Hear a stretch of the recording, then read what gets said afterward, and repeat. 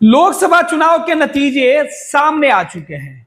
भाजपा सरकार बना चुकी है, एनडीए गठबंधन सत्ता में है, कांग्रेस विपक्ष में। इसके बावजूद भी देश की सियासत को समझने वाले, पत्रकारिता जगत में काम करने वाले लोग रोज नए नए कयास लगा रहे हैं। कहीं चिंता, कहीं मंथन, कहीं सरकार बनाने और सरकार गिराने की कवायद जारी है।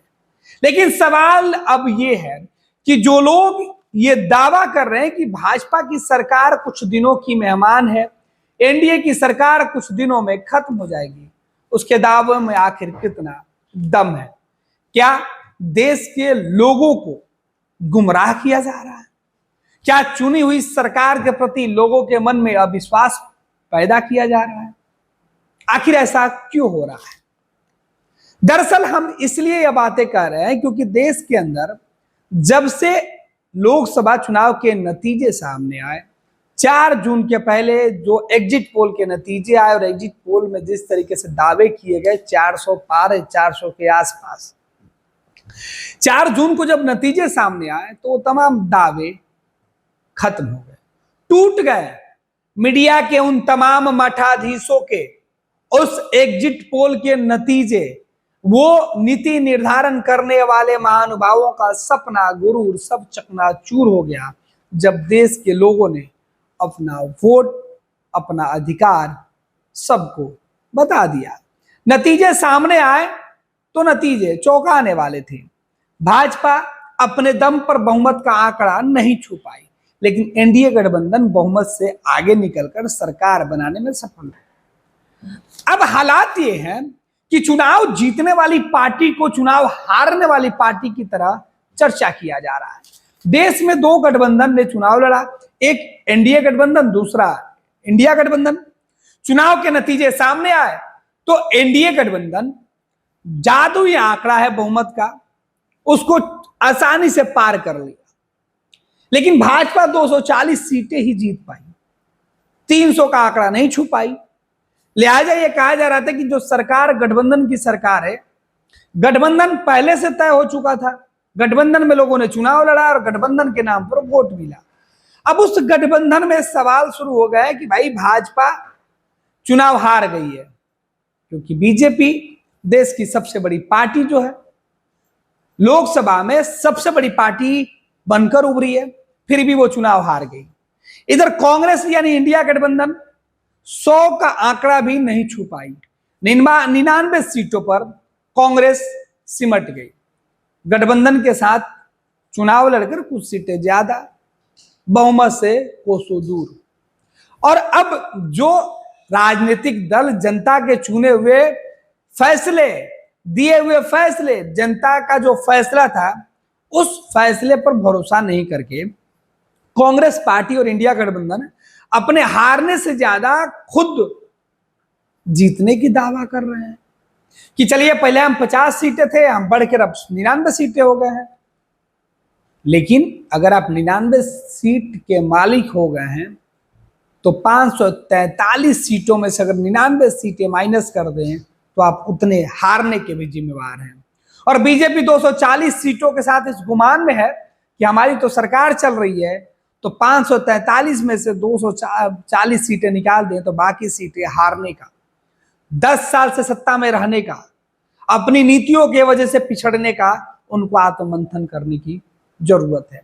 लेकिन इन तमाम सवालों से दूर, इन तमाम कयासों से दूर, सोशल मीडिया पर, मीडिया जगत में अलग अलग बातें कयास से क्यों लगाई जा रही है? जो लेफ्ट और राइट विचारधारा के लोग हैं वो अलग अलग बातें देश के लोगों को क्यों बताने में जुटे हुए हैं? क्यों इस तरीके से गुमराह करने की कोशिश की जा रही है? ये समझने की जरूरत है। आखिर ये कौन लोग हैं जो कह रहे हैं कि कुछ दिनों में नरेंद्र मोदी की सरकार गिर जाएगी, या ये लोग कह रहे हैं कि कुछ दिनों में इंडिया गठबंधन खत्म हो जाएगा? साहब, चुनाव के नतीजे जब सामने आ चुके हैं तो ना गठबंधन टूटने जा रहा है और ना ही सरकार गिरने जा रही है। जिसको तोड़ना था वो तोड़ के अलग हो गए, जिनको सरकार बनाना था वो वापस आ गए।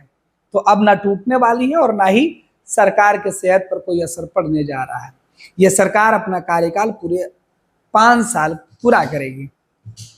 अब नरेंद्र मोदी किस तरीके के फैसले लेंगे, कहा यह जा रहा है कि फैसले नरेंद्र मोदी डर के लेंगे।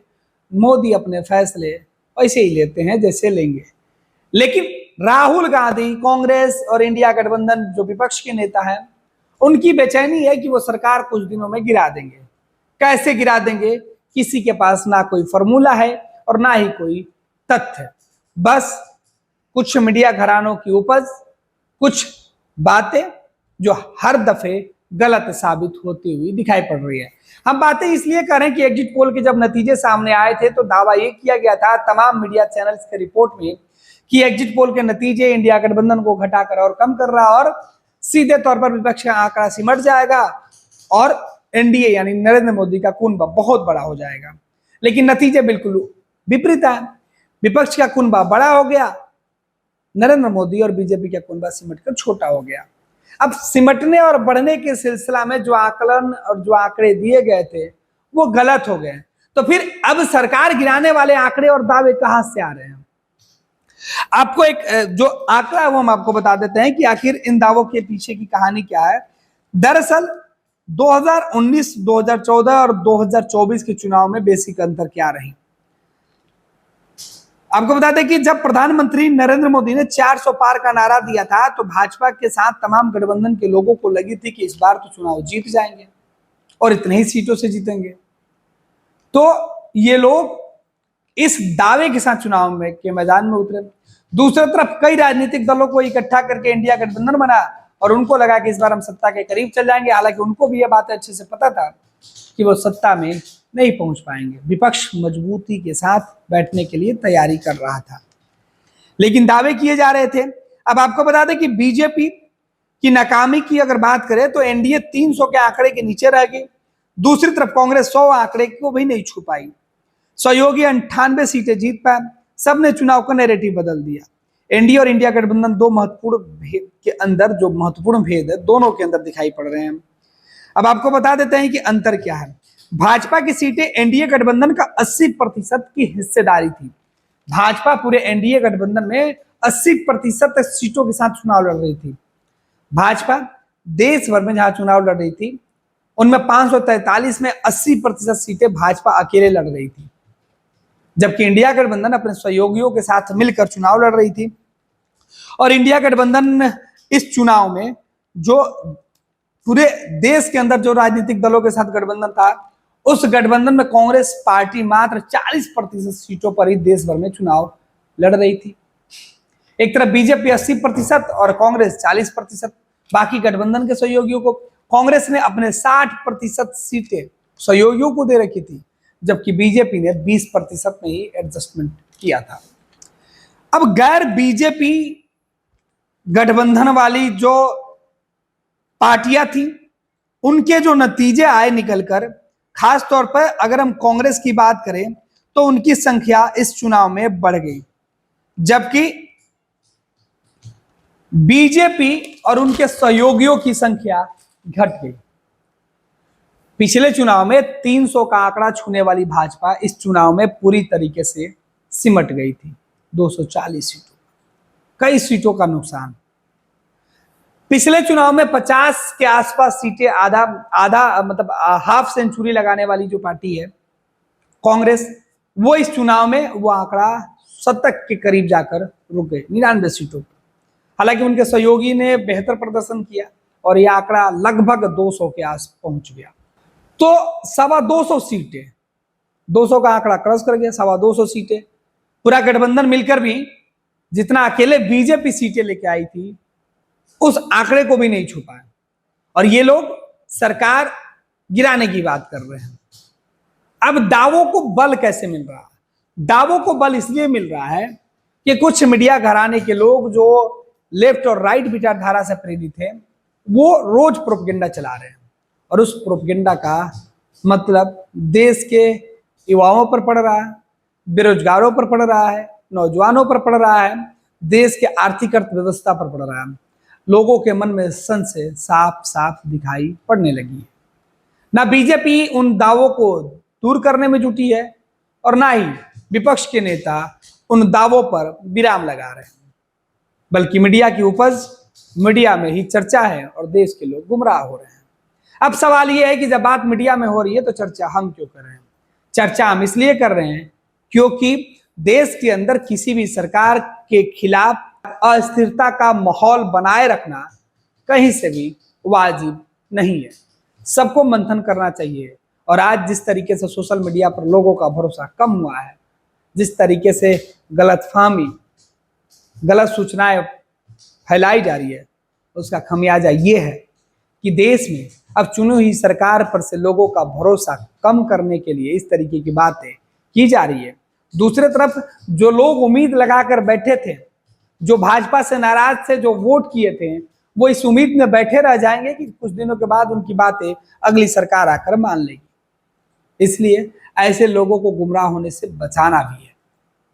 सरकार 5 साल तक चलेगी। अब नए मुद्दे और नए एजेंडे के साथ देश के नौजवानों को, बेरोजगारों को, रोजगारों वाले को, या देश की सरकार को और देश की विपक्ष की पार्टियों को लोगों के हित में काम करना होगा, लोगों के हित में बात करना होगा, लोगों की समस्या देखना और सुनना होगा। पैनोरमा ग्रुप, जो सोचता है वो करता है। ये लो, मुंह मीठा करो। आज मैंने अपना जॉब छोड़ दिया। अब हम पूर्णिया वापस जाएंगे। जॉब छोड़ दिया है? मतलब ये घर कैसे चलेगा? हम करेंगे क्या? और माँ बाबूजी क्या बोलेंगे? इसलिए मैं एक और मिठाई का डब्बा लाया। अपने बिजनेस के लिए लोन अप्रूव हो गया। अरे लोन अप्रूव हो गया वो तो ठीक है, लेकिन पूर्णिया में हम रहेंगे कहाँ? अपना घर भी तो नहीं है वहां। इसलिए तो एक और मिठाई का डब्बा अलग से लाया हूं।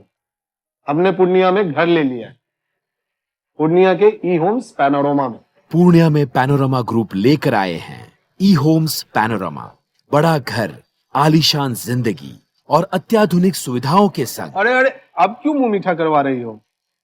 क्योंकि हम घर वापसी जो कर रहे हैं। घर वापसी की खुशी पूर्णिया में ई होम्स पैनोरमा के संग। ई Homes Panorama, luxurious lifestyle redefined.